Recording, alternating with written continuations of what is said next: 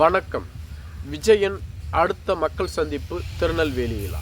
விஜய் அவர்கள் தொடர்ச்சியாக தமிழகம் முழுவதும் பிரச்சாரங்களை மேற்கொள்ள திட்டமிட்டிருந்தார். ஆனால் கரூர் பெருந்துயர் சம்பவத்திற்கு பின்பு அவரால் தொடர்ந்து தமிழகத்தில் பிரச்சாரத்தை மேற்கொள்ள முடியவில்லை. காவல்துறை கடுமையான கடுபிடிகளை விதித்திருந்தார்கள்.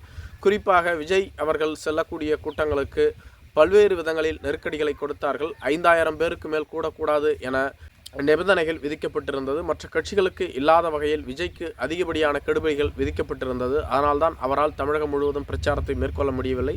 மேலும் தேர்தல் தேதி அறிவித்த பின்பு தமிழகம் முழுவதும் விஜய் அவர்கள் சூறாவளி பிரச்சாரத்தை மேற்கொள்வார் என அக்கட்சியின் சார்பில் அறிவிக்கப்பட்டிருந்தது. அதே சமயத்தில் விஜய் அவர்கள் கூறியது போன்று பிரச்சாரத்தை மேற்கொள்ள முடியவில்லை. காரணம், விஜய் அவர்கள் சென்னையில் முதற்கட்டமாக பெரம்பூர், வில்லிவாக்கம், அண்ணாநகர் போன்ற பகுதிகளில் பிரச்சாரத்தை மேற்கொள்ள திட்டமிட்டிருந்தார். ஆனால் அவர் நினைத்தது போன்று எதுவுமே நடைபெறவில்லை. பெரம்பூர் மற்றும் கொளத்தூர் தொகுதிகளுக்கு பின்பு அவரால் வில்லிவாக்கத்திற்கு செல்லவே முடியவில்லை. மக்கள் கூட்டம் அலைமோதியதால் ஆங்காங்கே மிகப்பெரிய தள்ளுமுள்ளுகள் ஏற்பட்டது. காவல்துறை கெடுபிடிகளுக்கும் மத்தியிலும் அவர்களால் கட்டுப்படுத்த முடியவில்லை. இதனால் விஜய் அவர்கள் 2 தொகுதியில் பிரச்சாரத்தை மேற்கொள்வதை தற்காலிகமாக நிறுத்தியிருந்தார். அது மட்டும் இல்லாமல் விஜய் அவர்களின் பல்வேறு பிரச்சாரங்களுக்கும் ஆங்காங்கே கெடுபிடிகள் விதிக்கப்பட்டிருந்தது. இதுபோன்ற சூழ்நிலையில்தான் புதுச்சேரியில் மட்டும் ஏப்ரல் மாதம் 9ஆம் தேதி தேர்தல் தேதி அறிவிக்கப்பட்டிருந்தால் 5ஆம் தேதி அவர் பிரச்சாரம் மேற்கொள்ள அனுமதி கேட்டிருந்தார். அதே சமயத்தில் புதுச்சேரி அரசு 4ஆம் தேதியை பிரச்சாரத்தை மேற்கொள்ள அனுமதி அளித்திருந்தது.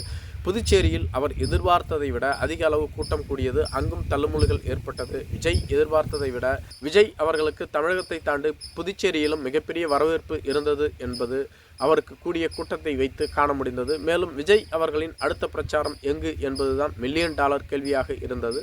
சென்னையை அடுத்து அவர் திருச்சி கிழக்கு தொகுதியில் அவர் வேட்புமனுவை தாக்கல் செய்திருந்தார். விஜய் அவர்கள் வரும் தேர்தலில் 2 தொகுதிகளில் போட்டியிடுகிறார். ஒன்று சென்னையில் உள்ள பெரம்பூர் தொகுதி, மற்றொன்று திருச்சி கிழக்கு தொகுதி. இங்கு 2 தொகுதிகளிலும் சிறுபான்மையினர்கள் கணிசமாக வாழ்ந்து வருகிறார்கள். மேலும் கிறிஸ்தவர்களும் அதிக அளவு வசித்து வருகிறார்கள். எனவேதான் அவர் இந்த 2 தொகுதிகளை தேர்வு செய்துள்ளதாக சொல்லப்பட்டு வருகிறது. மேலும் விஜய் அவர்களினுடைய அடுத்த சுற்றுப்பயணம் எங்கிருக்கும் என்பதுதான் தற்பொழுதே $1 மில்லியன் கேள்விக்குறியாக இருந்து வருகிறது. குறிப்பாக விஜய் அவர்கள் தனது முதல் மாநாட்டை வட தமிழகத்தில் நடத்தியிருந்தார். செங்கோட்டையின் தாவேகாவில் இணைந்த பின்பு கொங்கு மண்டலத்திலும் ஒரு மாநாட்டை நடத்தியிருக்கிறார். திருச்சி, மதுரை என்ற பகுதிகளில் அவர் மாநாட்டை நடத்தியிருக்கிறார். அதே சமயத்தில் விஜய் அவர்கள் இதுவரையிலும் திருநெல்வேலி பகுதிக்குத்தான் செல்லவில்லை. எனவே தென் தமிழகத்தில் விஜய் அவர்களின் மாநாடு இருக்க வேண்டும் என அவரது ஆதரவாளர்கள் தொடர்ந்து கூறி வருகிறார்கள். அதன் அடிப்படையில் வரும் 7ஆம் தேதி விஜய் அவர்கள் திருநெல்வேலியில் மாநாட்டை நடத்த காவல்துறையினரிடம் அனுமதி கோரியிருப்பதாக சொல்லப்பட்டு வருகிறது. காவல்துறை என்ன முடிவெடுக்கும் என்பது பொறுத்திருந்துதான் பார்க்க வேண்டும். அதே சமயத்தில் விஜய் அவர்களுக்கு பெரிய செல்வாக்கு இல்லை. தொகுதியில் 15லிருந்து 18% வாக்கு வங்கியை தான் பெற முடியும் என பல்வேறு நிறுவனங்களினுடைய கருத்து கணிப்பு கூறியிருந்தாலும் விஜய் அவர்களுக்கு தேர்தல் பிரச்சாரத்தின் பொழுது அதிக அளவு மக்கள் கூட்டம் கூடுகிறது. அதுதான் விஜய் அவர்களுக்கு மிகப்பெரிய ப்ளஸ்ஸாகவும் பார்க்கப்பட்டு வருகிறது.